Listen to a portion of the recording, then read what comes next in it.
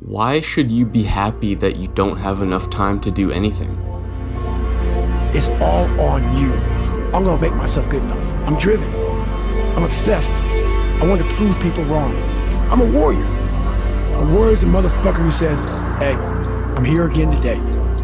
I'm here again tomorrow. I'm gonna be here the next day. It's a person that puts no fucking limit on what's possible.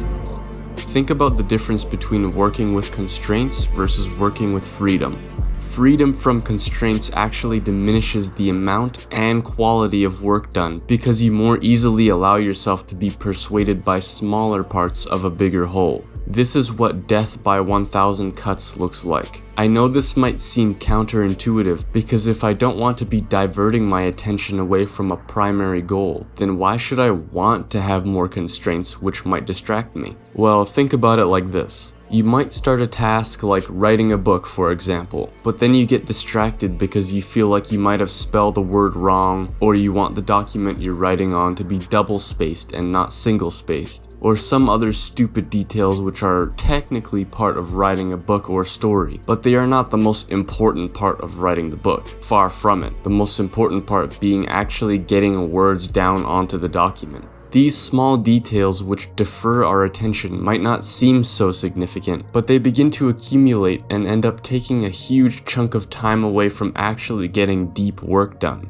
And not only do these small things add up, but to actually get into the zone and begin to get some deep work done takes a little while to get into already. And so if you get distracted by a notification on your computer from Epic Games Launcher or something stupid like that, then not only are you wasting a small amount of time actually checking it out just really quickly, but you're also delaying your work even more. Because now it'll take some time to really get back into the zone and get back to that mind space you were just in only 60 seconds ago. When you have only a small amount of time in your day, scheduled in between one thing and the next, then you'll truly delve into that work and put a lot more effort and intention and focus into making sure that thing is good before you have to depart from it until you can work on it again. Working with constraints and disciplining yourself to follow a set and fixed routine or schedule, you'll be less inclined to dick around and not focus because once your time is up, then it's just on to the next thing and you'll only be able to work on that same thing again the next time you have a time slot available for it. Not only does this concept of time management and careful planning apply to times of deep work, but it also applies to most, if not all, areas of your existence on this earth. It's just like Madara said, nothing ever goes to plan in this accursed world. You can view this life as accursed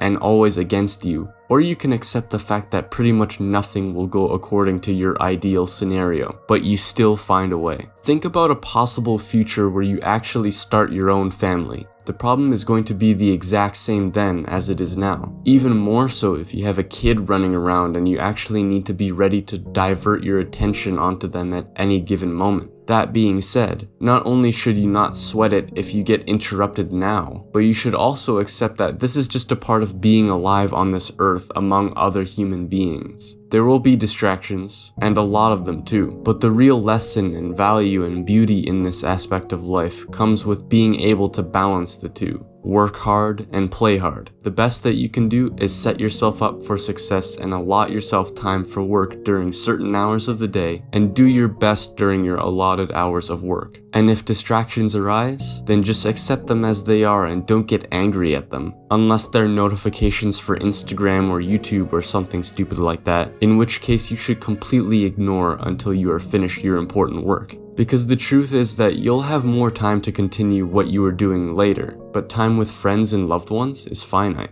Now, spending time with loved ones is a very important aspect of life for most people, but when it comes to your goals and your ambitions, which other things should you be willing to trade deep work time with? Well, first of all, I think that everyone should prioritize their health, because if you're not as healthy as you can be and it's within your control, then it should be taken care of. This includes sleep. Without sleep, the days lose quality and you become tired all the time and your brain is foggy. So if you have control over the amount of hours that you can dedicate to sleep, then this should be a priority as well. But what about when it comes to people? Family, friends, others? It would improve your relationships with them if you did spend time with them, and you would actually enjoy seeing them whenever possible. But should you see them whenever possible? Should you drop whatever you were doing and give your time to them as soon as they call you up? When I put it like that, it doesn't seem so cut and dry, does it? I don't think we should ignore the people who care about us and whom we care about as well. However, I don't think that we should so easily trade off our time for them,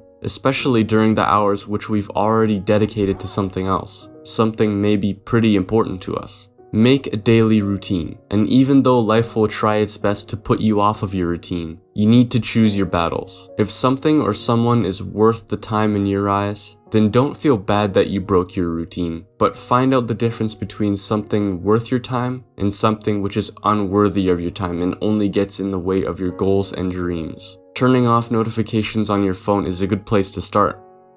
Anyway, I know this video was kinda all over the place, but I hope that it helped you out. Take it easy, bro. I'll talk to you later.